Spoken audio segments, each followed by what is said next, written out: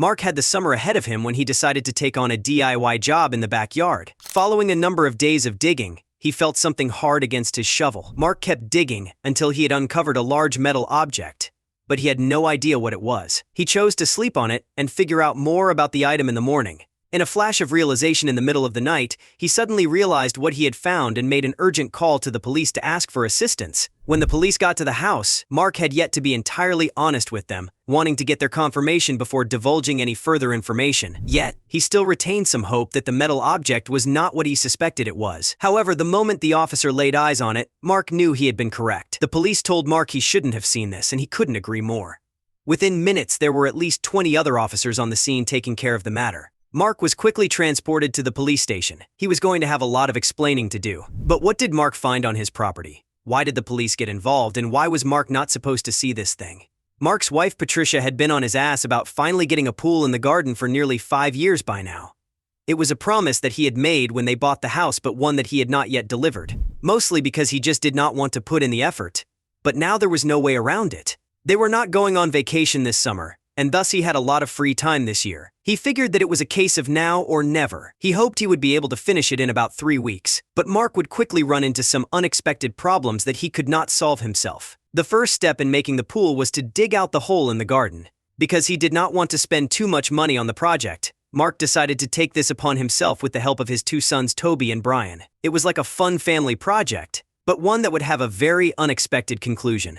On the second day of digging, Mark had almost gotten the hole to the depth he intended. However, he feared the worst when his shovel suddenly hit something and sounded different than wood. Could he have hit some of the plumbing under the property? It was clearly metal that he hit, but that should not be possible. He had checked the documentation beforehand, which said that any plumbing and electricity should be at least half a meter lower than this. And on top of that, he had picked this exact spot because there shouldn't be any pipes going below here at all. So what did Mark hit then? In the next hour of him trying to dig out the metal obstacle, Mark quickly established that he was not dealing with pipes or anything like that. This object was much, much larger than that. Furthermore, he felt like he had not even scratched the surface of this find yet. Mark and his sons spend the rest of the day trying to unearth their find as much as possible. But the more they got to see the metal object, the less they understood what they were dealing with. None of them had seen anything like this before. The only way that Mark could describe it was that it looked like a giant, rusted metal bullet. But of course, there had never been a weapon big enough to use such ammunition, and so it had to be something else. But Mark doubted if he was the person to discover that. He considered telling somebody about his find, somebody who might know more about it. But he also knew this could come with some unwanted consequences. The object would probably have to be studied and removed very carefully, and then his whole garden might get torn apart to see if other finds could be made. He would probably be compensated for everything, but it was mainly a timer concern. He just wanted to get this damn pool over and done with, and he did not need a bunch of prying investigators on his property. So he decided that the best course of action was to keep the find secret. But even with his decision made, the metal object did not leave Mark's mind that evening. He was supposed to rest from the hard work, but he just kept going back into the garden and using a flashlight to study the strange object. How could something this big be buried on his property without him knowing? He tried just to fall asleep that night, but he quickly realized that his mind was still too busy thinking about the metal object. And thus he decided to do some research on it. He had already looked online for what it could be without any success, but had also thought of another way to investigate. He started going through the old documentation of the house to see where it was that they bought it from 5 years ago. Maybe he could contact that man and ask him if he knew more about it. It was a long shot, but maybe it would work. He could not find much useful information about the man, but he managed to find an email address he could use. And so, with nothing to lose, he sent the man a quick message about his find. He hoped that the previous owner would respond to him by the next day. But Mark did not have to wait that long. Only 2 minutes later, Mark got a message back in his inbox. He was very surprised to get such a quick response, but even more surprised by the contents of the email. The email did not explain exactly what Mark was dealing with, but it did contain a very stern warning about the object. The man begged Mark to leave the object and bury it again. He was not to tell anybody about it under any circumstances. Mark was stunned by the response and immediately sent an email back to ask for clarification, but realized the email address had blocked him. This meant he could no longer communicate with the man. He even tried to call him, but his number was also blocked. But instead of listening to the warning of the previous owner, the interaction only made Mark more curious, as wondered, what the hell am I dealing with? It was obviously important to the man that nobody knew of the find, but why? And why should he even listen to the man? Eventually, Mark was so tired that his eyelids were starting to close more and more, Now his thoughts could not keep him awake any longer, and he hit the sack. But the object even came back to him in his dreams that night. Mark suddenly shot up in the middle of the night. He had a nightmare about the object in his garden, but it almost felt like more than that. It almost felt real in some way. The dream revealed what the object could be. But if that was true, Mark had a very serious problem on his hands. One thing he knew for sure was that he would not be able to deal with this himself. Out of fear of dragging this thing out, he had decided not to tell anybody. But now he had come back from that decision. The very next morning, Mark decided to call the police and share his find with them. Their first reaction was one of disbelief. Mark's story, which was incredibly strange, sounded made up. His encounter with the previous owner only attested to that. Should they really take this seriously? Eventually, Mark did manage to convince the officers to send somebody out to his house to come and check out his find. Mark knew that if they had one look at his garden, they would know that they were dealing with something serious and something that was worth investigating. Mark, however, did not yet want to tell the police what he thought the object actually was. The contents of this dream should stay private for now. He hoped that the police would come up with a different explanation so that his mind could rest easy again. But soon after the police officer arrived at the house, Mark knew he would not get off easy here. While the officer was fairly clueless at first when he was led into the garden, it did not take long for him to realize what was actually going on here. And it worried him greatly. The look in his eyes was one that Mark would not soon forget. And neither were the words that the officer spoke next. "You shouldn't have seen this." Mark then knew that his dream had been telling the truth, and he had been very right to be worried. The police officers were wary of Mark, suspecting that he was feigning ignorance about the mysterious object in his backyard. They doubted if he had actually had a conversation with the previous owner, as the email address had gone out of service. This proved not to be good for Mark. Thinking that Mark was simply trying to put the blame on someone else, the police officers cuffed him. Mark was taken aback by this as he found himself unexpectedly being the one apprehended. He tried to call for Patricia, his wife or 2 sons, but was swiftly taken away. As he was being taken away, one of the officers began to recite the Miranda rights that Mark had only ever heard in movies. "You have the right to remain silent." The words echoed in his head. This could not be happening, but it was as the door closed behind him with a final ominous click.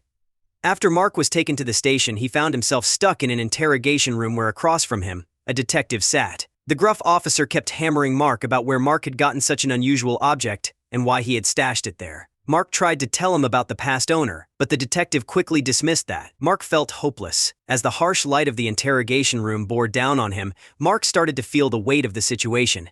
He was like a fish out of water and realized that his attempts to explain his innocence would continue to fail if he didn't have professional help. Mark made the decision to halt his own defense and would not utter another word until he had a lawyer present to guide him through this legal minefield.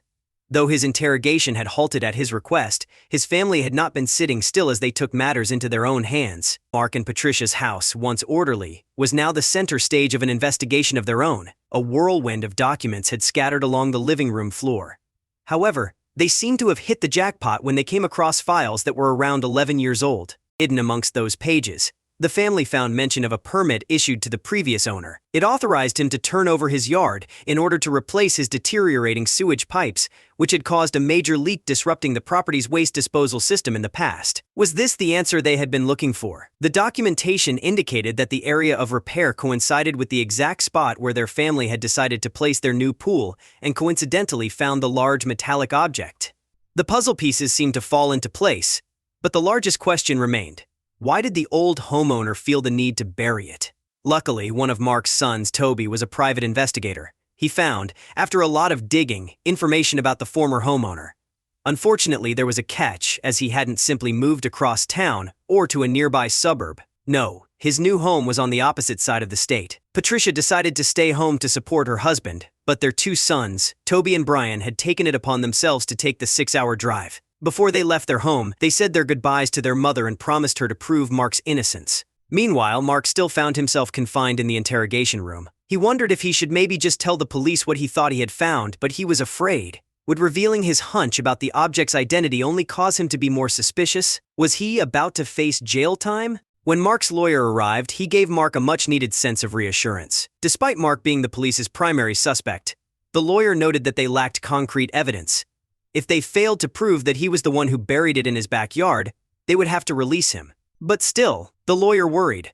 The lawyer knew that Patricia and Mark had lived in the house for about 10 years, and he was unsure of the age of the mysterious object. If the investigators could prove that the strange metal object had been underground for a similar duration, Mark would prove to be in big trouble. When Toby and Brian finally arrived at the old owner's house, they found it empty as no one seemed to be home. As the sun was setting, they were hoping that the past owners would return, but as Brian grew tired of waiting, he had other plans. He started to look around the property to hopefully stumble upon one of the owners. They had no clue how long they had to find this evidence, but they felt like they needed to hurry. They started looking through the windows, which showed a completely furnished and live-able home. Maybe they went out? This gave them new hope, but they did not want to sit by waiting for them to return to their home. What if this yard was another hiding place for objects such as the ones they had found? They told themselves that it was for the betterment of their father. Finding proof like that would certainly prove his innocence. At first, looking at the yard seemed futile, but then Toby stumbled upon the shed, and when he opened it, it truly blew his mind. He immediately took out his phone and snapped some pictures of what he had found. He was sure that whatever was in this shed would help prove his father's innocence.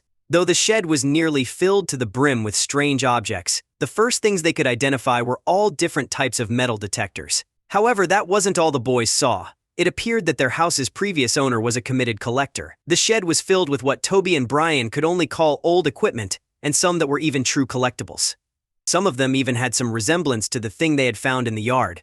The boys noted that an assortment of antique firearms were hanging off the wall. As they looked through the shelves, they could also identify shrapnel used by artillery machines. Then the boys stumbled upon a terrifying discovery. They were certain this would prove their father's innocence. Littered through the shed were components of various explosive devices. Could their father's predicament be intertwined with a deeper, darker history than they originally thought? They knew that they had to inform the police.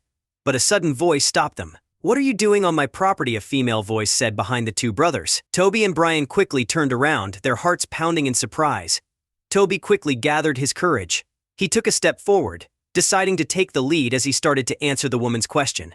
"Forgive the intrusion, Ma," Toby began, trying to sound as professional as possible. "I'm Mr. Wilson, a private investigator, and I fear that your husband is involved with a police investigation." The brothers saw her elderly face pale. She looked shocked as she stumbled back. "My husband," she stammered. "I'm sure John is innocent. We are stand-up citizens. I'm certain he can clear up whatever misunderstanding has brought you here." The boys took a quick glance at the shed and each other and decided to follow the woman. It seemed like they had been in that shed for longer than they had thought. The lights inside the house were now lit up, and the sky started to darken. Stepping over the threshold of the home, Toby and Brian were greeted by the sight of an elderly man in an armchair. The man, presumably John, looked up from his newspaper, his eyebrows knitting in confusion at the sight of the unexpected visitors. Toby approached the elderly man. Extending his hand, he introduced himself as Private Investigator Tobias Wilson, to which John gave his own. Toby asked if he could record the conversation, to which John agreed. Toby decided to kick off the conversation as he was the one with the questions. He was hoping that he would ask the right ones. It could hopefully prove his father's innocence. "John, the new owner of your previous home has found an object in his backyard, and though it looks to be very old, a permit points to you digging it up or burying it." John exhaled deeply, releasing the weight of years of unspoken secrets. "I had always hoped that the shadows of my past would remain hidden. I had even asked Mark to keep it a secret, but it appears that they have now finally come to the light." He gave Toby a look as he said, "I know you were in my shed, which means you both now know that I have a fondness for collecting old weaponry. This is something I have been doing for decades, often to Dolores' annoyance." He gives a small laugh. "But there was something I had collected, to which even she has no knowledge. About 12 years ago, I came across a tip there was a deserted area being used for military exercises, not all too far from my former residence. However," John said as the entire perimeter was secured, and clearly off limits to civilians, "I wouldn't let that stop this. So the next thing I did was illegal," he continued. "My greed overwhelmed my better judgment. I simply couldn't resist and I found my way in. Initially, I was just looking for bits and pieces to add to my collection, but then I stumbled upon it, that large metallic beast. When I saw it, I couldn't bear to leave it behind." His voice grew softer. "I used to store it in the shed of my old home, but then whispers grew into news headlines, claiming a dangerous piece of military equipment that had gone missing. Panic set in when authorities began door-to-door searches." He paused. "They claimed the risk of public safety. I knew I had to do something. My garden was still a mess due to redoing the plumbing, and as they were closing up the hole, in my desperation I saw it as an opportunity to bury it for good, as it seemed like the perfect hiding spot." He swallowed hard before the next part, unsure of how to word what he had found. "I understand the gravity of my actions: trespassing, theft from a military site. However, my intentions were never malicious. I was just afraid of the consequences, particularly as I was just beginning to enjoy being a grandfather." Toby, who was still trying to piece the puzzle together, questioned, "If you didn't want this secret to get out, then why did you choose to move?" To which John answered, "Most of our relatives, Dolores and mine reside on this side of the state. However, that wasn't all John said, as the next part raised the hairs on Toby's neck. John continued, being close to family was a draw. But there was also that ever-gnawing of unease. Every night, I felt the weight of what lay beneath our garden. In the morning, I would read the newspaper, fearing that the news would confirm what I had always suspected about the object. Our lives meant too much to risk over such a thing. Toby started to lean in, his recording device in hand, as he asked the most burning question in his mind. All these years, all this secrecy, what exactly do you believe you unearthed, John? After Toby's question, the room went silent. The tension was palpable when John answered. The two brothers paled at his revelation. I am convinced it was a bomb. And not just any bomb, a massively destructive one. The relentless search, the urgency from the military. They wouldn't have been so desperate if it was anything less significant. With John's confession recorded, Toby and Brian thanked the elderly couple for their time and made their way back to their hometown. They were anxious on the ride back. Would the evidence, nay testimony of John, be enough? Luckily, they would find out sooner rather than later. When they arrived at the police station the next morning, they played the recording for the officers in charge of their father's case. The room was thick with anticipation as John's words settled in.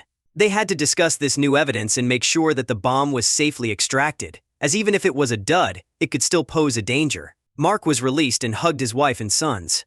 Upon their return, the police, along with military personnel, had already safely extracted the bomb from their yard. The yard, aside from it being unearthed, seemed peaceful again. However, they had no idea that this commotion would once again return in the following months. Months later, the backyard was once again full of activity, but this time, it was filled with the sounds of laughter and splashing. Patricia's dream of having a pool seemed to finally come true. Together, they celebrated that their journey had come to an end.